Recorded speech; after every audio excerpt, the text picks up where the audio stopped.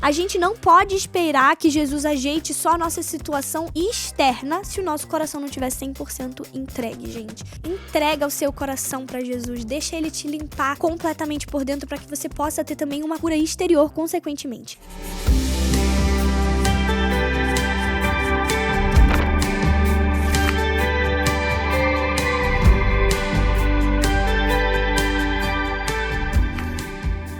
Olá, gente! Bem-vindos a mais um Big Sister in Christ, mais uma semana maravilhosa que o Senhor separou pra gente estar aqui reunidos uma vez na semana, né? Na terça-feira.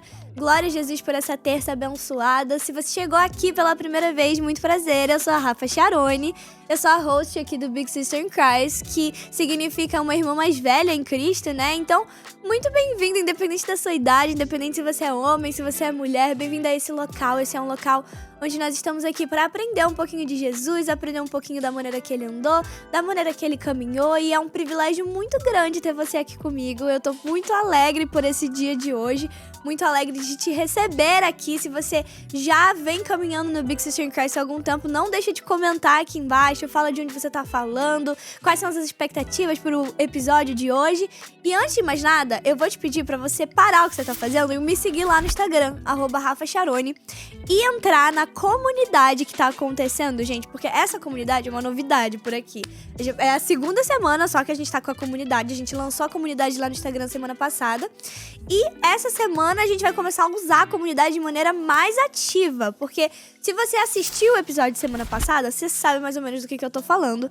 É um desafio maravilhoso que o Senhor colocou no meu coração. Eu tava em oração ali e o Senhor colocou esse desafio no meu coração, que é o Set Apart Habits. Se você não assistiu esse episódio e você tá interessado em saber sobre o que é, eu vou te incentivar a você correr no último vídeo da semana passada, da terça passada, pra você escutar um pouquinho sobre o que é esse desafio. Em busca da santificação, nós, como corpo de Cristo, vamos, durante 15 dias ali, buscar um período de santificação, de nos tornarmos mais parecidos com o Senhor. Então, antes de você assistir esse desafio aqui, esse vídeo aqui, que é uma continuação do vídeo da semana passada, assiste da semana passada, que é pra você poder pegar o total do que a gente vai falar aqui hoje, pode ser? E não esquece, entra lá na comunidade, porque o desafio vai acontecer por lá.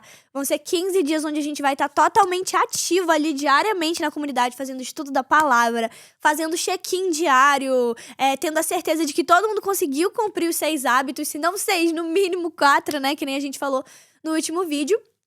E assim, hoje a gente vai fazer uma continuação daquele último vídeo que a gente fez explicando o desafio e tudo mais, porque não adianta a gente organizar a nossa rotina em busca de algo específico se a gente não conhece o que a gente tá buscando, né? Então, gente, a gente não poderia fazer um desafio simplesmente pra melhorar os nossos hábitos, pra melhorar a nossa rotina, sem conhecer um pouquinho daquele que a gente se espelha. Por que a gente quer se santificar? A gente quer se santificar porque o Senhor nos chama para santificação. O Senhor nos chama para um local de santidade. Ele nos chama para sermos parecidos com Ele. E para ser parecido com alguém, a gente precisa conhecer esse alguém, né? É até explicado cientificamente, fisiologicamente, o processo da neuroplasticidade cerebral. Quanto mais parecido eu sou, quanto mais eu convivo com alguém, quanto mais eu tenho conhecimento sobre determinada pessoa, quanto mais eu vejo as ações dessa pessoa, o meu cérebro, ele vai se moldar e vai ficar parecido com o daquela pessoa. Então, eu vou começar a ter atitudes que aquela pessoa teria, eu vou começar a falar da maneira que aquela pessoa falava, eu vou começar a condenar aquilo que aquela pessoa condena e eu vou passar a amar aquilo que aquela pessoa ama. Então, esse é o objetivo aqui, o que a gente quer através desse estudo dessa palavra. Então, durante esses 15 dias, a gente vai fazer o estudo da Bíblia juntos. Óbvio, não da Bíblia toda, como é que a gente vai estudar a Bíblia em 15 dias, né? Mas eu tava em oração e o Senhor falou comigo claramente sobre um dos evangelhos, né? A gente estudar um dos evangelhos pra gente conhecer realmente o que eu falei pra vocês, o caráter de Jesus, né? E assim, gente, o evangelho que o Senhor me direcionou pra que a gente pudesse estudar juntos foi o evangelho de Marcos. Por quê? Porque é um evangelho que ele é muito forte, é um evangelho muito importante e, ao mesmo tempo, é o evangelho mais curto, né? São 16 capítulos que a gente tem ali e meio que ficou perfeito, porque a gente tá fazendo 15 dias, então 16 capítulos a gente vai conseguir fazer um capítulo por dia. Então, olha que maravilha, olha que coisa sensacional, né?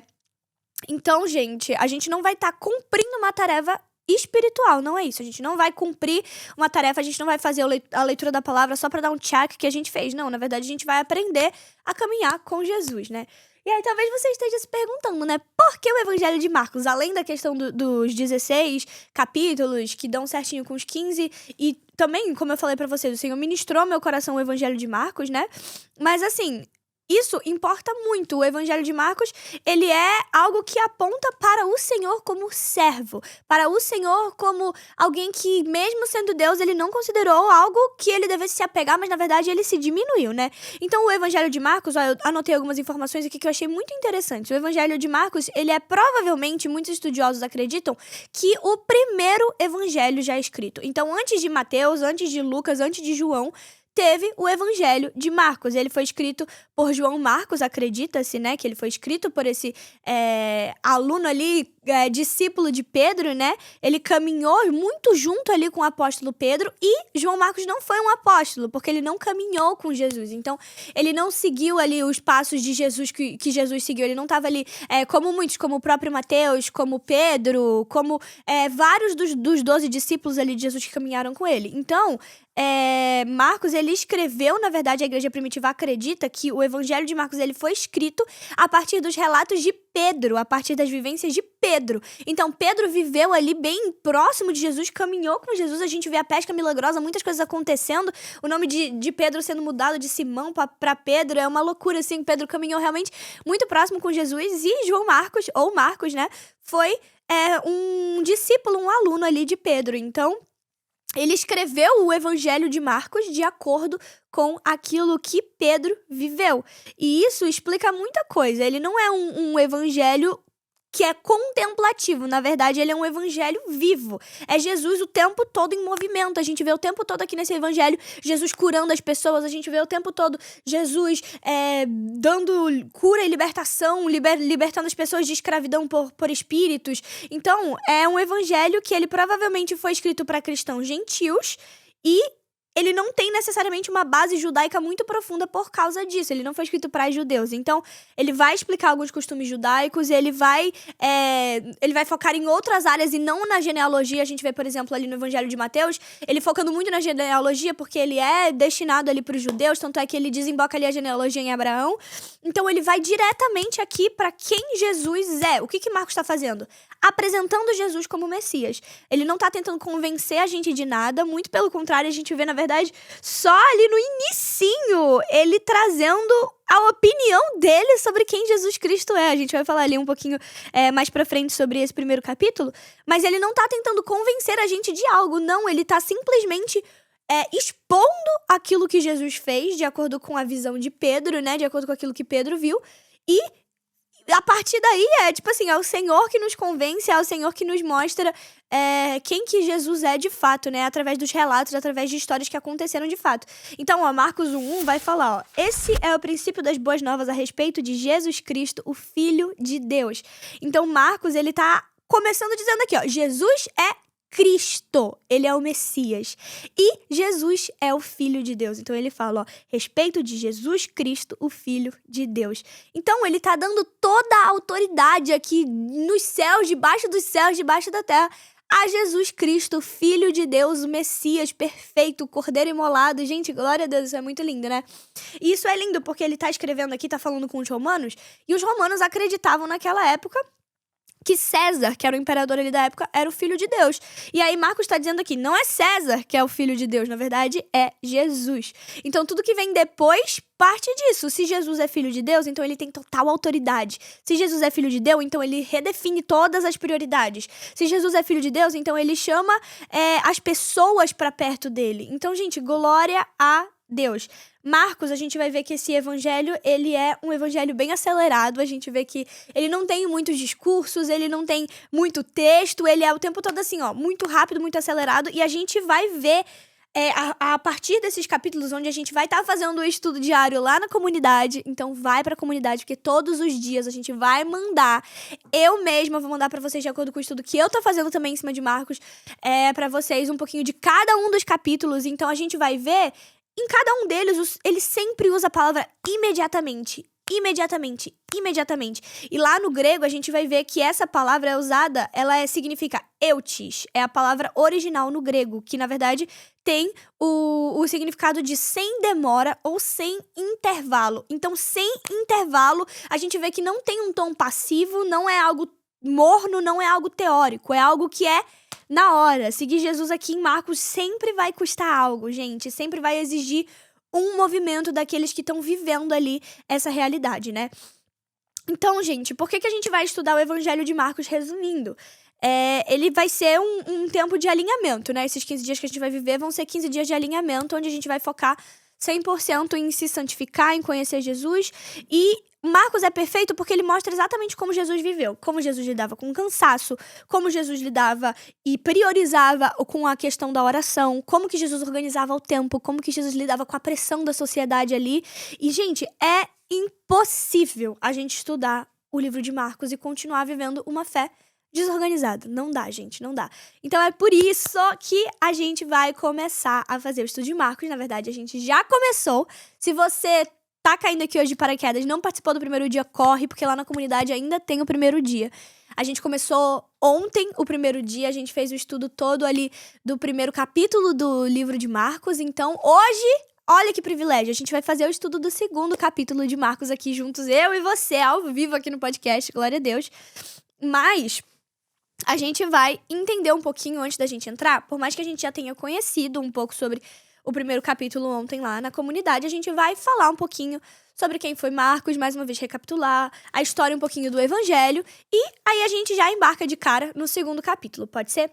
Só que antes, gente, da gente começar, eu queria que a gente orasse e tirasse esse momento. Eu gosto sempre de começar esses momentos de estudo bíblico orando, porque assim, a gente precisa pedir pro Senhor nos dar discernimento, precisa pedir realmente pro Senhor tirar a venda dos nossos olhos para que a gente possa enxergar aquilo que aos olhos nus, né, aos olhos humanos, aos olhos da carne, a gente não enxergaria. Então, se você puder, tira esse tempinho aí na sua casa agora também, se você puder fechar os seus olhos, parar um pouquinho o que você tá fazendo e se concentrar nesse momento para que a gente possa realmente pedir para que o Espírito Santo venha estar conosco. Amém? Amém. Senhor Jesus, Pai, nós estamos aqui hoje reunidos, Senhor, como irmãos em Cristo para te agradecer, Pai, pela Tua palavra que é santa, pela Tua palavra que é poderosa, pela Tua palavra que é justa, Senhor. E nós te agradecemos por esses 15 dias que nós vamos viver aqui, Pai, estudando a Tua palavra, Senhor, de maneira literal, Jesus, sem colocar mais, Senhor, sem colocar uma vírgula a mais, Senhor, estudando aqui realmente, bebendo da fonte que é a Tua palavra, Senhor. Eu te agradeço, Pai, porque tantas pessoas não têm acesso à palavra da maneira que nós temos, e nós temos, Senhor Jesus, a oportunidade de sermos, Pai, um povo que vive livre, Senhor, um povo que espiritualmente pode viver livre, Senhor. Nós podemos ter a Tua palavra, Senhor, a Bíblia sagrada, Pai, as sagradas escrituras no nosso dia a dia, Senhor. Nos ensina a valorizar isso, Pai. Nos ensina a dar valor para coisas que são eternas, Senhor, e não coisas que são terrenas, Jesus. Eu te peço que nessa tarde o Senhor possa vir abrir os nossos olhos, os nossos ouvidos, Pai, pra gente ver, pra gente ouvir a Tua palavra de maneira, Pai, rema, com a Tua palavra revelada, Pai, que o Teu Espírito Santo poderoso, Senhor, possa ter liberdade aqui na minha casa, Senhor, e na casa de quem estiver escutando, Senhor, no carro de quem estiver escutando, Senhor, que a Tua palavra possa penetrar, Senhor, mais profundo, Senhor Jesus, que ela possa ser como uma faca de 2 gumes, Senhor, que separa a carne do Espírito, Jesus.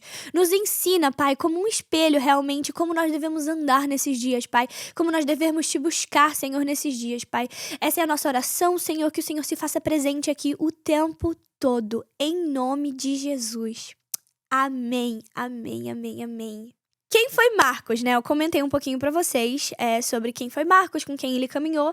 E a verdade, gente, é que aqui no corpo do texto de Marcos, a gente não vê ele expondo quem escreveu. Então, em nenhum momento ele fala, esse é o evangelho segundo Marcos. Não, a gente vê nos outros evangelhos, né? Aqui mesmo, ó, eu vou pegar em Mateus pra gente ver. Ele geralmente começa dando uma introdução, falando, ó. Então, por exemplo, aqui em Mateus, um segundinho pra eu abrir aqui. Se você tiver aí na sua casa a sua Bíblia também, você pode abrir. Então, geralmente, se você quiser, pode abrir no livro de Marcos, tá, gente? Então, geralmente, nos evangelhos, eles sempre começam falando, esse é um relato de acordo com tal, tal, tal. Aqui no livro de Marcos, a gente não vai ter essa introdução. Então, muitos estudiosos dizem, e na verdade não só dizem, como aqui na Bíblia mesmo mostra, que é um evangelho escrito de maneira anônima, né? Não apresenta aqui um autor. Só que a gente vê, muitos estudiosos acreditam também e deduzem que esse Marcos é João Marcos, que é apresentado lá no livro de Atos também. A gente vê lá em Atos 12 falando sobre João Marcos, que era um seguidor de Pedro. Ele era filho de uma mulher chamada Maria, e Maria recebia ali na casa dela, eles tinham uma casa bem grande ali, glória a Jesus por isso, e ela recebia muitos cristãos ali, ela hospedava muitos cristãos ali na casa dela. Então, Marcos, ele já estava familiarizado com aquele ambiente de Deus ali, ele já estava acostumado com essa vida de crente, com essa rotina de crente. Então, João Marcos, ele era um seguidor de Pedro e ele escreveu baseado naquilo que Pedro viu, aquilo que Pedro viveu com Jesus. Portanto, ele não foi um apóstolo porque ele não caminhou com Jesus. Marcos não caminhou com Jesus. Ele não foi um dos discípulos de Jesus ali. E aí, como eu comentei com vocês, ele é um dos primeiros, na verdade, ele é o primeiro dos evangelhos que já foi escrito. Ele foi o primeiro relato exposto à humanidade sobre Jesus Cristo. Uau, gente, isso é muito forte. Então, a gente vê, inclusive, muitos versículos que estão aqui no Evangelho de Marcos se repetindo lá nos Evangelhos de Mateus e de Lucas. Por quê? Porque eles são os evangelhos sinóticos, considerados evangelhos sinóticos, que são 3, que é Marcos, Mateus e Lucas, porque eles apresentam o mesmo ponto de vista. Então, a gente vai ver muitas coisas parecidas nesses 3 evangelhos, né? A diferença é que cada um apresenta Jesus de uma maneira específica. Então, por exemplo, a gente vai ver aqui o Marcos apresentando Jesus como um servo vitorioso, que venceu em glória, né? Então, gente, aqui ontem a gente já partiu para os primeiros capítulos e a gente pode fazer uma leitura para caso você tenha perdido esse estudo ali do primeiro capítulo. Mais uma vez, você pode ir na comunidade lá e ler um pouquinho sobre o que a gente falou ontem lá sobre esses capítulos, mas a gente pode ler também juntos aqui. E a gente vai ver no capítulo 1, gente, algumas coisas acontecendo. A gente tem dentro de cada capítulo, a gente tem vários episódios acontecendo, várias coisas que são muito importantes. Então, a primeira coisa que a gente vai ver é o batismo de Jesus aqui no capítulo 1, que foi João Batista batizando ele. Depois a gente vê Jesus sendo tentado no deserto. Um pouco mais à frente, a gente vê Jesus chamando os primeiros discípulos, né, que é algo muito importante também. Depois a gente vê ali as pessoas testemunhando pela primeira vez Jesus expulsando um espírito impuro de um homem. Logo mais à frente, ainda no capítulo 1, a gente vê Jesus curando muitas pessoas. A gente vê também, um pouco mais à frente, Jesus anunciando a sua mensagem na Galileia e também curando um leproso. Então, esse é um resumo bem básico e rápido do que a gente falou ali em Marcos 1, o que aconteceu no primeiro capítulo de Marcos. Então, a gente vai ler um pouquinho sobre Marcos capítulo 1, só pra você não pegar o bonde andando aí, tá bom? Caso você não tenha feito ontem o estudo lá com a gente, mas mais uma vez eu vou te encorajar para você entrar lá na comunidade no Instagram. Se você entrar na biografia do meu Instagram, então você entrou no meu Instagram, @RafaCharone, vai ter as informações do meu perfil e logo ali vai ter embaixo um íconezinho para você entrar na comunidade. A nossa comunidade se chama Big Sister in Christ, off mic, que significa off mic é quando os microfones estão desligados, né? Então é algo além apenas aqui do podcast das terças-feiras à tarde, é algo diário realmente no nosso dia a dia. E antes de eu começar a ler também o capítulo 1, eu quero te encorajar a você se inscrever aqui no canal. Se você ainda não é inscrito, se inscreve aqui no canal. Já ativa as notificações para você receber realmente um aviso aí no seu telefone do que tá por vir, do que tá acontecendo, né, em tempo real. E também comenta aqui embaixo, compartilha esse vídeo com todo mundo que você puder, que você quer e você sabe que anseia por mais de Jesus, já compartilha com todo mundo pra pessoa poder também mergulhar aqui nesse estudo bíblico junto com a gente, pode ser? E também curte esse vídeo para que ele possa alcançar mais pessoas, amém, gente? Amém. Então vamos ler aqui um pouquinho do capítulo 1. Esse é o princípio das boas novas a respeito de Jesus Cristo, Filho de Deus. Iniciou-se como o profeta Isaías escreveu: Envio meu mensageiro adiante de ti e ele preparará teu caminho. Ele é uma voz que clama no deserto: preparem o caminho para a vinda do Senhor. Abram a estrada para ele. Esse mensageiro era João Batista. Ele apareceu no deserto, pregando o batismo como sinal de arrependimento para o perdão dos pecados. Gente de toda a Judéia, incluindo os moradores de Jerusalém, saíam para ver e ouvir João. Quando confessavam seus pecados, ele os batizava no Rio Jordão. João vestia roupas tecidas com pelos de camelo, usava um cinto de couro e alimentava-se de gafanhotos e mel silvestre. João anunciava: depois de mim virá alguém mais poderoso que eu, alguém tão superior que eu não sou digno de me abaixar e desarmar as correias de suas sandálias.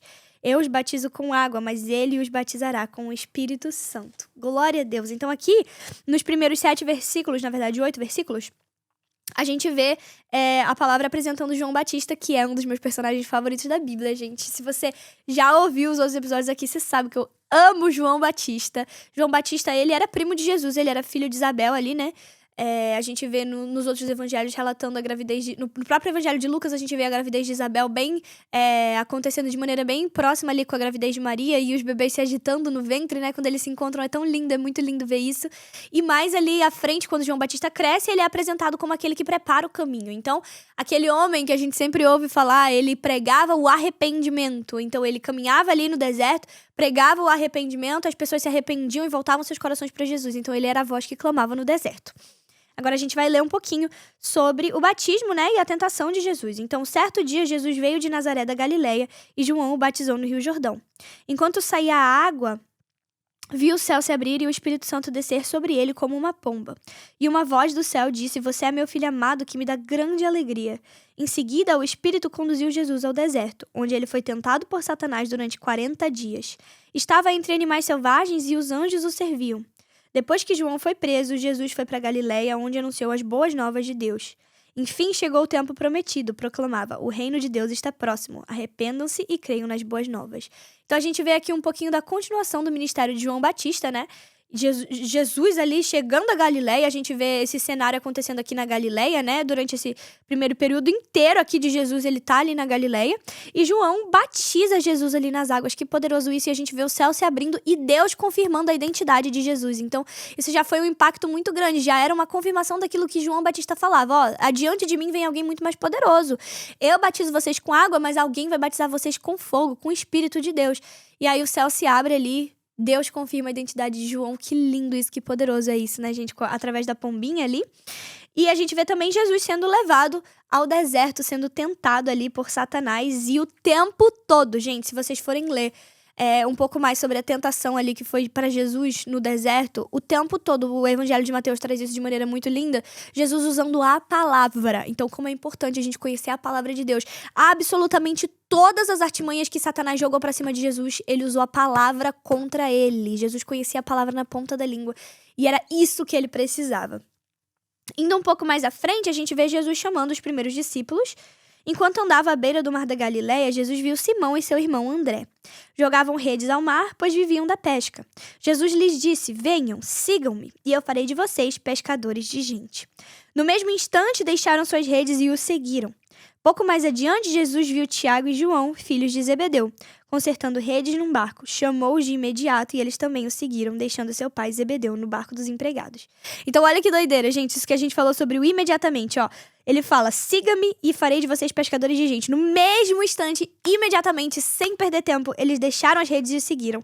Pouco mais adiante, ele fala: chamou eles de imediato e também o seguiram. Então, aquilo que a gente falou sobre ser um evangelho o tempo todo acontecendo, as coisas estão acontecendo de maneira imediata, não tem tempo para perder, gente. Logo mais à frente, a gente vê Jesus expulsando um espírito impuro. Então, capítulo 1, versículo 21, ó. Jesus e seus seguidores foram à cidade de Cafarnaum. Quando chegou o sábado, entrou na sinagoga e começou a ensinar. O povo ficou admirado com seu ensino, pois ele falava com verdade e autoridade, diferente dos mestres da lei. De repente, um homem ali na sinagoga, possuído por um espírito impuro, gritou: "Por que vem nos importunar, Jesus de Nazaré? Veio para nos destruir? Sei quem é você, o Santo de Deus."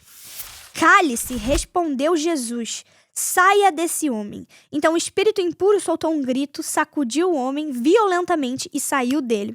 Todos os presentes ficaram admirados e começaram a discutir o que tinha acontecido. "Que ensinamento novo é esse?" perguntavam. "Como tem autoridade? Até os espíritos impuros obedeceram às ordens dele." As notícias a respeito de Jesus se espalharam rapidamente por toda a região da Galileia. Então, gente, olha que demais aqui a gente vê até os espíritos se rendendo à autoridade de Jesus. Então isso confirma a autoridade que Marcos traz ali no versículo 1. Esse é Jesus Cristo, Filho de Deus. Então se ele é Filho de Deus, ele tem toda a autoridade. Se ele tem toda a autoridade, não tem demônio que fique de pé diante dele, não tem homem, não tem mestre da lei, não tem ninguém. E aqui o nome de Jesus começa a se dissipar ali no meio das pessoas. As pessoas começam a ouvir um pouco sobre ele. A gente vê o ministério de Jesus começando de fato aqui, logo no capítulo 1 de Marcos. Aí ali no versículo 29 a gente vê Jesus curando muitas pessoas, né? Depois que Jesus saiu da sinagoga com Tiago e João, foram à casa de Simão e André. A sogra de Simão estava de cama, com febre. Imediatamente, falaram a seu respeito para Jesus. Ele foi até ela, tomou-a pela mão e ajudou a levantar-se. A febre a deixou e ela passou a servi-los. Ao entardecer, depois que o sol se pôs, trouxeram a Jesus muitos enfermos e possuídos por demônios. Toda a cidade se reuniu à porta da casa para observar. Então Jesus curou muitas pessoas que sofriam de diversas enfermidades e expulsou muitos demônios. Não permitia, porém, que os demônios falassem, pois sabiam quem ele era. Uau, gente, que maravilhoso isso, né? Então Jesus era um homem muito compassivo. A gente vê Jesus ali curando absolutamente todas as pessoas que iam até ele, que tinham fé para serem curadas, que tinham anseio de ser curadas. Jesus não negou que fossem curadas, ele expulsou demônios dos que precisavam que fosse expulso. Então, glória a Deus por isso. Mais à frente, a gente vê Jesus anunciando a sua mensagem na Galileia. Então, no capítulo 1, versículo 35, no dia seguinte, antes do amanhecer, Jesus se levantou e foi a um lugar isolado para orar. Mais tarde, Simão e os outros saíram para procurá-lo. Quando o encontraram, disseram: "Todos estão à sua procura." Jesus respondeu: "Devemos prosseguir para outras cidades e lá também anunciar a minha mensagem. Foi para isso que vim." Então ele viajou por toda a região da Galileia, pregando nas sinagogas e expulsando os demônios. Então a gente vê Jesus de fato começando o ministério dele, aqui a partir do versículo 35. Ele precisava pregar a mensagem dele, né? Afinal era para isso que ele tinha vindo. Só que o que é mais incrível aqui é Jesus se retirando para orar, gente. Isso é uma das coisas que a gente está fazendo aqui, né? Inclusive no desafio, acordar cedo pra gente orar, pra ter tempo com o Senhor ali. Então a gente aprende mais alguma coisa aqui no caráter de Jesus, né? Essa questão da oração. E aí, pra fechar o capítulo 1, a gente tem um episódio aqui que é Jesus curando um leproso, que é a coisa mais linda do mundo, gente, ó. Capítulo 1, versículo 40. Um leproso veio e ajoelhou-se diante de Jesus, implorando para ser curado. "Se o Senhor quiser, pode me curar e me deixar limpo." Cheio de compaixão, Jesus estendeu a mão e tocou nele. Nossa, que lindo, gente, dá vontade de chorar isso. "Eu quero", respondeu, "seja curado e fique limpo." No momento instante, a lepra desapareceu e o homem foi curado. Imediatamente, mais uma vez, gente. Então Jesus se despediu dele com uma forte advertência: "Não conte isso a ninguém. Vá e apresente seu sacerdote para que ele o examine. Leve a oferta que a lei de Moisés exige pela sua purificação. Isso servirá como testemunho." O homem, porém, saiu e começou a contar a todos o que havia acontecido. Por isso, em pouco tempo, grandes multidões cercaram Jesus, e ele já não conseguia entrar publicamente em cidade alguma. E, embora se mantivesse em lugares isolados, gente de toda parte vinha até ele. Uau! Então a gente vê Jesus ficando famoso aqui, né? Nesse período. Então o capítulo 1 é um capítulo muito poderoso. Eu amo esse capítulo 1. E ele tá lá todo divididinho, certinho, com aplicação diária para você lá na comunidade. E por isso a gente vai começar agora o estudo do capítulo 2, né? A gente vai um pouquinho mais a fundo. Você aqui ao vivo no podcast. E o capítulo 2, gente, ele vai trazer alguns pontos que são muito importantes também. Então, ele tem menos episódios do que o capítulo 1. Ele tem só 4 episódios acontecendo aqui, na verdade, né? Só que são muito importantes e muito fortes. Então a gente vai ver primeiro Jesus curando um paralítico. A gente vai ver Jesus chamando Levi, né? Mateus, para caminhar com ele. A gente vai ver também Jesus ensinando sobre o jejum e Jesus ensinando sobre o sábado. Então a gente vai começar fazendo a leitura aqui de Marcos 2, Marcos capítulo 2, dos versículos 1 a 12, perdão, gente. E aí a gente vai ler aqui a história do paralítico. Então, vamos lá, vamos ler juntos. Se você tá com a sua Bíblia aí, você pode abrir a sua Bíblia também pra gente poder fazer essa leitura junto. Marcos capítulo 2, dos versículos 1 ao versículo 12. Essa é uma história bem conhecida, se você é crente há um bom tempo também sabe do que eu tô falando aqui, né? Então, dias depois, quando Jesus retornou a Cafarnaum, a notícia de que ele tinha voltado se espalhou rapidamente. Em pouco tempo, a casa onde estava hospedado ficou tão cheia que não havia lugar nem do lado de fora da porta. Então imagina isso aí na sua cabeça, essa cena. Enquanto ele anunciava a palavra de Deus, 4 homens vieram carregando um paralítico numa maca. Por causa da multidão, não tinham como levá-lo até Jesus. Então abriram um buraco no teto, acima de onde Jesus estava. Em seguida, baixaram um homem na maca bem na frente dele. Ao ver a fé que eles tinham, Jesus disse ao paralítico: "Filho, seus pecados estão perdoados." Alguns dos mestres da lei que estavam ali sentados pensaram: o que ele está dizendo? Isso é blasfêmia. Somente Deus pode perdoar pecados. Jesus logo percebeu o que eles estavam pensando e perguntou: por que vocês questionam essas coisas em seu coração? O que é mais fácil dizer ao paralítico? Seus pecados estão perdoados? Ou levante-se, pegue a sua maca e ande? Mas eu lhe mostrarei que o Filho do Homem tem autoridade na terra para perdoar pecados. Então disse ao paralítico: levante-se, pegue a sua maca e vá para casa. O homem se levantou de um salto, pegou sua maca e saiu andando diante de todos. A multidão ficou admirada e louvava a Deus, exclamando: nunca vimos nada igual. Uau, gente, meu Deus. Eu amo, amo, amo. E tem tantas camadas essa passagem aqui, gente. E vamos destrinchar ela. Quem que a gente vê aqui? A gente vê Jesus, que é a autoridade de Deus em carne. A gente vê o paralítico, que é um homem totalmente incapaz de andar. É um homem que é 100% dependente dos outros. E a gente vê também os amigos dele aqui, né? Que são aqueles homens que carregam ele, que carregam não só ele, mas também carregam a fé dele ser curado, né? E além disso, a gente tem a multidão ali, os mestres da lei, que é aqueles que estão com expectativa naquilo que Jesus vai fazer. Então, o que está acontecendo aqui, basicamente? O texto ele é muito claro. A gente tem um homem ali paralítico há muitos anos, que ele simplesmente não consegue chegar a Jesus, porque ele não consegue andar. Mas ele tem as amizades corretas, ele tá andando com as pessoas certas, que têm fé que Jesus pode curar ele. Então, se ele não conseguia chegar pela porta, o que eles fazem? Eles sobem no telhado ali daquela casa. Então, imagina a sua casa aí. Imagina, picture aí na mente, cria uma imagem aí da sua casa, Jesus no meio da sua sala, uma multidão de pessoas em volta dele e um grupo de 5 homens no teto, 4 amigos e um paralítico. Então eles sobem ali no telhado e isso revela a fé 100% ativa deles, revela o esforço ali daquele grupo e também uma comunhão que eles tinham ali, né? Então, qual que é o ponto central aqui desse texto? A gente vê ali Marcos 2,5, ó. Vendo-lhes a fé, disse ao paralítico: filho, os teus pecados estão perdoados. Então, aquele homem, ele foi em busca da cura física, mas o nosso Jesus é tão misericordioso, tão bom, que ele começa não pela cura física, mas ele começa pela cura interna daquele homem. Ele começa tratando o coração daquele homem.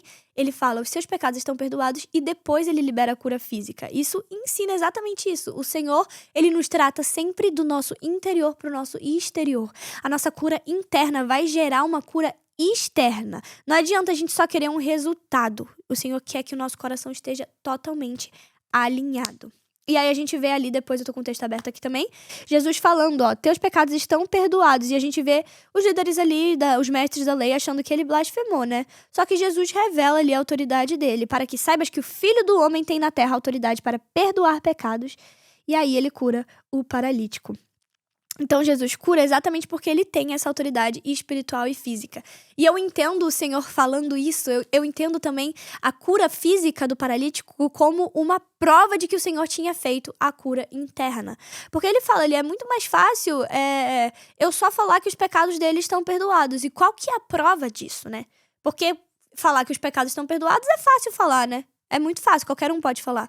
Só que quando Jesus cura ele fisicamente, é como se ele tivesse cravando um selo naquele homem, falando, ó, teus pecados estão perdoados, e por conta da cura interna em você, eu tô gerando uma cura externa para que você possa realmente ser uma testemunha dos seus pecados perdoados. Então a gente vê, inclusive, Jesus falando, ó, levanta, pega a tua maca. Ele manda ele carregar a maca, ele não fala pro homem deixar a maca ali. Ele poderia falar, porque aquela não é mais a realidade dele, mas o homem carrega a maca para que as pessoas possam ver e testemunhar que aquele cara tinha uma maca e que agora não tem mais porque ele foi curado. Glória a Deus, gente.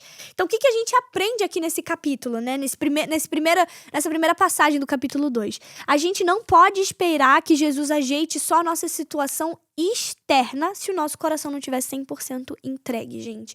Entrega o seu coração para Jesus, deixa ele te limpar completamente por dentro para que você possa ter também uma cura exterior, consequentemente, né? Outra coisa que a gente aprende é que as pessoas que estão em volta da gente importam 100%, gente. Imagina se aquele homem não tivesse amigos que tivessem a fé o suficiente. Ele tinha morrido paralítico, ele tinha morrido doente, ele tinha morrido ali daquela mesma maneira que ele já estava. Então, se cerque de pessoas que vão te fazer subir num telhado se for preciso para você receber a sua cura. Outra coisa que a gente aprende, a presença de Jesus, ela sempre começa na nossa alma, não no nosso sintoma. Amém, gente? Aleluia. Então, a gente fecha aqui essa primeira situação do capítulo 2 e a gente vai para a próxima, que é Jesus chamando Levi, né? Mateus, que a gente conhece, que tá aqui no capítulo 2, dos versículos 13 até o versículo 17. É isso mesmo, do 13 ao 17. Então, vamos ler. Em seguida, Jesus saiu outra vez para a beira do mar e ensinou as multidões que vinham até ele. Enquanto caminhava por ali, viu Levi, filho de Alfeu, sentado no lugar onde se coletavam os impostos. Siga-me, disse-lhe Jesus, e Levi se levantou e o seguiu. Gente, é lindo como todo mundo que tem um encontro de verdade com Jesus, imediatamente, né, que as coisas acontecem. Ele simplesmente, ele ouve Jesus falando pra ele, siga-me, e ele deixa tudo e começa a seguir Jesus. A gente tem que ser assim, né, radical com o Senhor. Mais tarde, na casa de Levi, Jesus e seus discípulos estavam à mesa, acompanhados de um grande número de cobradores de impostos e outros pecadores, pois eram muitos os que seguiam. Quando alguns fariseus, mestres da lei, viram Jesus comer com cobradores de impostos e outros pecadores, perguntaram a seus discípulos, por que ele come com cobradores de impostos e pecadores? Ao ouvir isso, Jesus lhes disse, as pessoas saudáveis não precisam de médico, mas sim os doentes. Não vim para chamar os justos, mas sim os pecadores. Uau, glória a Deus! Então, mais uma vez, a gente vê o caráter de Jesus sendo apresentado aqui, né? De humildade. Ele era o maior de todos. Entre todos os homens, ele era o mais notável. E ainda assim, ele se fez pequeno para sentar ali com os pecadores, com os cobradores de impostos, né? Então, pra gente entender quem que era Levi aqui, né? Se você assiste The Chosen, você já sabe, né? Levi, ele era um judeu cobrador de impostos, né? Ele colaborava com Roma e era por isso que ele era tão odiado, porque ele, tipo assim, ele era judeu e mesmo assim ele cobrava imposto do povo dele para poder prestar ali para Roma. Roma estava cobrando impostos muito altos para o povo judeu. Eles acreditavam que eles estavam se aproveitando da situação deles ali. Então, para o povo judeu, eles olharem para Levi, que era alguém da mesma região que eles, que era alguém da mesma nacionalidade que eles, e ver eles colaborando com alguém que estava extorquindo eles e estava realmente fazendo mal para eles, era algo muito ruim. Então, Levi era 100% odiado, ele era traidor ali, considerado pelos seus. Então, ele era um cobrador de impostos, colaborava com Roma ali, com o governo de César, com o imperador. Ele era considerado traidor pelos seus, né? E ele era totalmente excluído socialmente. Então, ele não era um fariseu. Ele era um pecador completamente público. Todo mundo odiava Levi ali. E aí, a gente vê ali em Marcos 2,14, Jesus falando. E vendo Jesus a Levi, disse-lhe, segue-me, e ele se levantou e seguiu. Então, olha que coisa linda. Jesus, ele escolhe a gente da maneira que a gente tá. A gente mudar é um processo a partir do momento que a gente escolhe seguir Jesus. Então, Jesus não mandou primeiro Mateus ali, Levi, se ajeitar. Ele não fala, se você quiser, você pode me seguir, mas você tem que ir lá, ficar de bem com o seu povo, parar de trabalhar para Roma, parar de cobrar impostos, parar de se aproveitar do povo. Não. Jesus chama ele do jeito que ele está. Ele simplesmente chama Levi. E Levi resolve seguir Jesus. E é exatamente aí que a vida dele muda, né? E aí a gente vê a resposta, mais uma vez, dos mestres da lei. E esses mestres da lei, gente, coitados, eles não estão com nada. Mais uma vez, ele tá ali, Jesus comendo com os cobradores de impostos e os fariseus criticam. E aí Jesus responde, eu não vim chamar os justos, mas os pecadores. Então Jesus Ai, gente, Jesus é maravilhoso. Jesus é surreal, assim, ele não evita contato com os pecadores, ele se assenta à mesa com eles, ele se aproxima deles com graça. A gente vê ali caminhando com Jesus e seus discípulos, né, o tempo todo, mas isso não significa que Jesus não se assentava com os pecadores. Então Jesus é um pai tão bondoso que até aqueles que são os mais sujos, os mais impuros, ele vai lá e chama, e consequentemente aqueles que resolvem segui-lo, há uma transformação de vida. E é isso que ele faz com a gente, né? Jesus, ele chama quem tá disponível, gente. Não quem é perfeito, não quem é o mais santo, quem é o mais puro, que fala melhor, que é mais bem colocado socialmente. Não. A santificação, ela começa com um chamado pessoal de Deus. É Deus chamando a gente de maneira pessoal e íntima. A identidade e posição diante de Jesus, elas não se baseiam no nosso desempenho, mas na nossa obediência. Glória a Jesus, como a gente aprende, né, com o nosso Senhor, gente.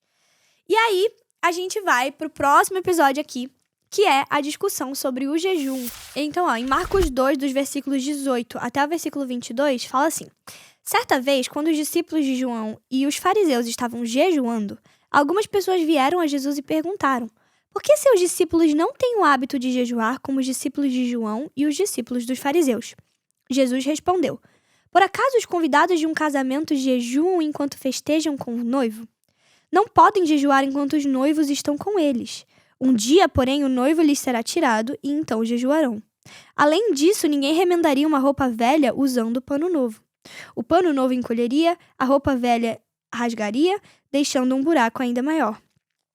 E ninguém colocaria vinho novo em velhos recipientes de couro. O vinho os arrebentaria e tanto os vinhos como os recipientes se estragariam.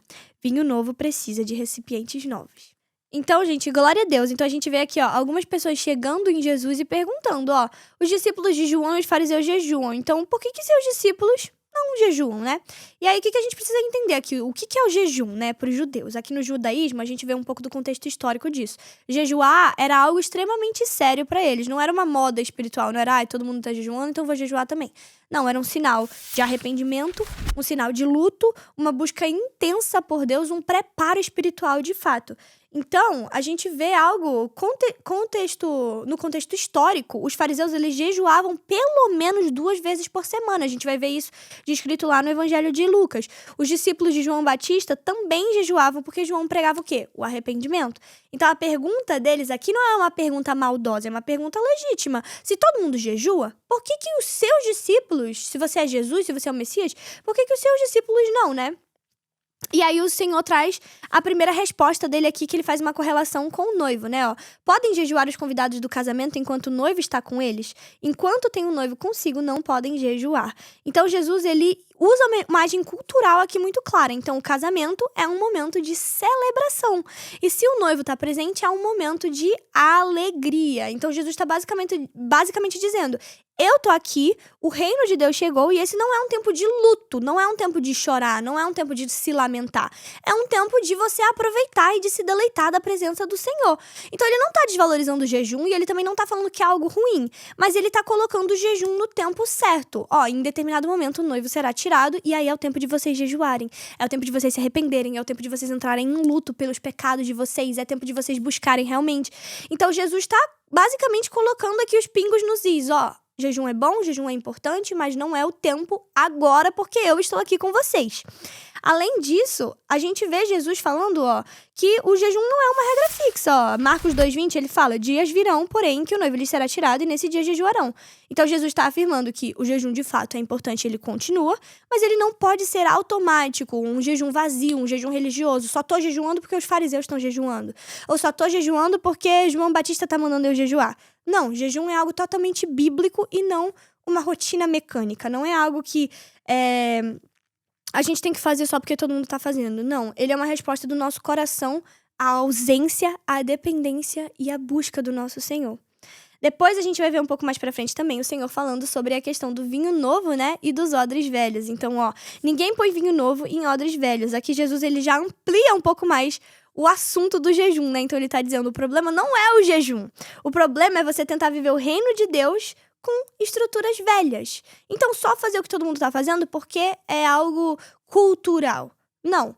Os odres velhos aqui, eles representam uma mentalidade religiosa, uma mentalidade mecânica, sem relacionamento com Deus. E o vinho novo é o quê? A vida no espírito. O vinho novo é um relacionamento vivo com Deus. Então se você coloca a vida nova numa estrutura velha, tudo vai se perder. Faz sentido pra vocês? Então, o que Jesus está ensinando na prática aqui? Ele não tá falando, não jejuem. Não. Ele tá falando, não transformem as práticas espirituais de vocês em uma performance. Não transformem as práticas espirituais de vocês em algo que é uma tradição. Eu vou fazer só porque todo mundo faz. Jejum sem relacionamento, ele vira um peso. Jejum sem relacionamento vira comparação, vira orgulho, vira religiosidade. O jejum com relacionamento, ele vira sensibilidade espiritual, ele vira dependência real ao Senhor, ele vira um alinhamento de coração. Então, isso conversa exatamente com o desafio que a gente está fazendo. Por quê? Porque hábito sem coração vira só uma obrigação. Se a gente cria um hábito só por criar, só para dar um check, é só uma obrigação. Se a gente resolve seguir uma disciplina sem ter perseverança, isso vira um peso para nós, a gente começa a se culpar. Se essa prática, ela acontece sem um relacionamento, ela vira só uma religião, gente. Então, a santificação, ela não é eu só faço porque todo mundo faz. Não é isso. Corta isso da sua cabeça. A santificação é eu faço porque meu coração responde à presença de Deus. Amém, gente? Aleluia. E agora a gente vai para a última parte do capítulo 2, que é a discussão sobre o sábado, né? Que é o famoso Shabat, né? Então, a gente vai ler aqui do versículo 23 até o versículo 28, para a gente terminar o estudo de hoje. Num sábado, enquanto Jesus caminhava pelos campos de cereal, seus discípulos começaram a colher espigas. Os fariseus lhe perguntaram: por que seus discípulos desobedecem à lei colhendo cereal no sábado? Jesus respondeu: vocês não leram as Escrituras o que fez Davi quando ele e seus companheiros tiveram fome? Ele entrou na casa de Deus nos dias em que Abiatar era sumo sacerdote, comeu os pães sagrados que só os sacerdotes tinham permissão de comer e os deu também aos seus companheiros. Então Jesus disse: o sábado foi feito por causa do homem, e não o homem por causa do sábado. Portanto, o Filho do Homem é Senhor até mesmo do sábado. Uau! Meu Deus! Então aqui Jesus está dando um tapa ali na cara daquele povo, né, gente? Então, o contexto histórico disso aqui, o que é? O sábado, se você não é familiarizado com a cultura judaica, o sábado, ele era e ainda é sagrado para os judeus. É o Shabat que eles chamam, né? Então, o sábado vai nascer lá em Gênesis, né? Em Gênesis 2, Deus cria o mundo em 6 dias e no 7º dia ele descansa, né? E ele santifica aquele dia. Então, Deus descansa no 7º dia, que era o sábado. Então, a gente vê depois isso virando um mandamento lá em Êxodo, Êxodo 28. Lembra-te do dia de sábado para o santificar. Então, com o tempo, a gente vê os líderes religiosos criando várias categorias de atividades que eram proibidas no sábado. Então, não podia colher, não podia pescar, não podia fazer caminhadas muito longas, não podia esfregar grãos, não podia carregar coisas muito pesadas. Ou seja, o sábado, que era um dia para descanso, virou um peso, virou uma lei ali, virou uma regra de, se você fizer, você tá condenado, você tá errado. E a gente vê aqui os discípulos colhendo as espigas, eles não estavam roubando, né? O problema para os fariseus era, na verdade, o dia e não eles colherem as espigas em si. Então, os fariseus, eles não estavam preocupados com a fome ou com a necessidade daquele povo. Eles estavam preocupados só com a regra. Isso revela o coração deles. Quando a religião perde o coração, gente, ela passa a proteger só o sistema e não mais as pessoas. Então, não tô nem aí se eles estavam com fome, não tô nem aí se eles precisavam daquilo para viver. Se eles estão indo contra a lei, tá errado. Isso é muito forte, né? E aí a gente vê a resposta de Jesus ali em Marcos, dos versículos 25 ao 26. Jesus lembra da história de Davi comendo os pães da proposição. Então, ali no Antigo Testamento a gente vê esses pães, eles eram sagrados, né? Só os sacerdotes podiam comer, mas Davi estava com muita fome, tadinho. Então, a gente vê Jesus colocando que ele nunca vai colocar nenhuma regra acima da vida humana.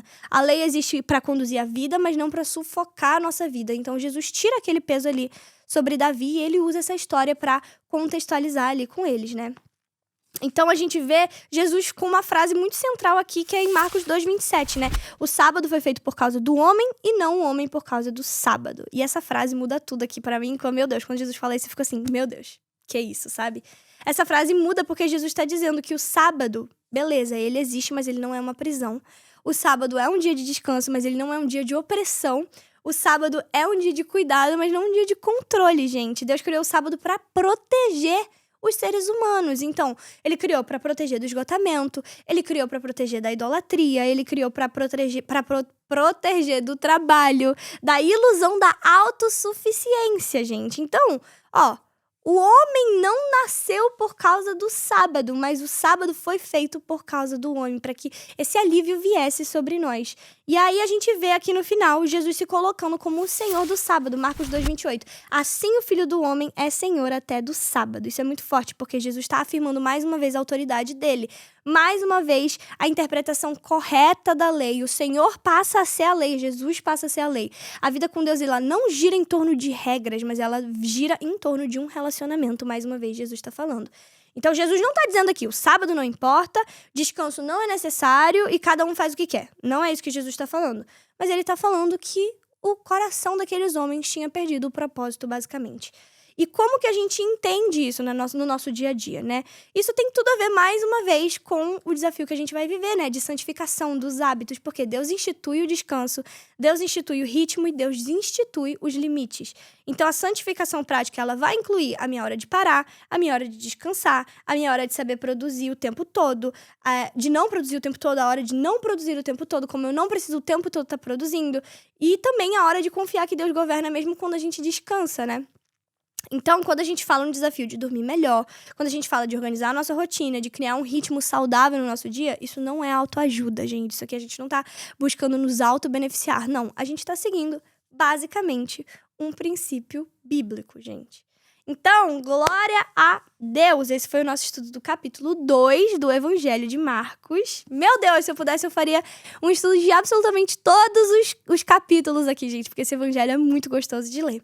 Mas, olha só, amanhã a gente vai continuar o estudo bíblico lá no Instagram. A gente vai ter o estudo do capítulo 3 e, consequentemente, nos próximos dias também. Então, mais uma vez, eu vou te encorajar a me seguir lá no meu Instagram, @RafaCharone, pra você começar a fazer o desafio junto com a gente. Porque, assim, gente, eu creio que o Senhor vai fazer coisas extraordinárias. Ele já tá fazendo, hoje já é o dia 2 e o Senhor já tá falando comigo, assim, de uma maneira extraordinária. Saindo daqui, inclusive, eu vou pra lá pra fazer mais um hábito, vou fazer a minha academia, vou fazer minha ginástica, vou ter depois o meu tempo de comunhão com os meus amigos. Então, ó, se você puder, foque nisso também, foque nesses 6 hábitos, lembrando que você tem que fazer no mínimo 4 por dia. Ó, a gente já fez um aqui juntos hoje, e eu creio que você também já fez o hábito de acordar cedo aí, porque já são, né, 6 horas da tarde aqui do Brasil. Mas, gente, é isso, esse foi o nosso estudo de hoje, foi o nosso episódio de hoje. Ficou um pouquinho longo, mas é porque eu queria realmente ter esse tempo com vocês, pra gente poder estudar direitinho a palavra, pra gente poder destrinchar aquilo que o Senhor tá falando. E é isso, gente, mais uma vez se inscreve aqui no canal, comenta o que você achou desse episódio, curte, compartilha com todo mundo e fica atento, porque lá nas minhas redes sociais, diariamente a gente tem conteúdo lá pra vocês. E não perde, porque eu tenho certeza que o Senhor vai edificar a sua vida como Ele tem edificado a minha também, porque antes de eu publicar qualquer coisa lá, é algo que certamente o Senhor ministrou no meu coração, amém? Então, gente, ó, um beijo, que o Senhor abençoe a semana de vocês, que vocês tenham uma semana maravilhosa, abençoada, e a gente se encontra semana que vem, mais um episódio aqui do Big Sister in Christ. Beijo, Deus abençoe!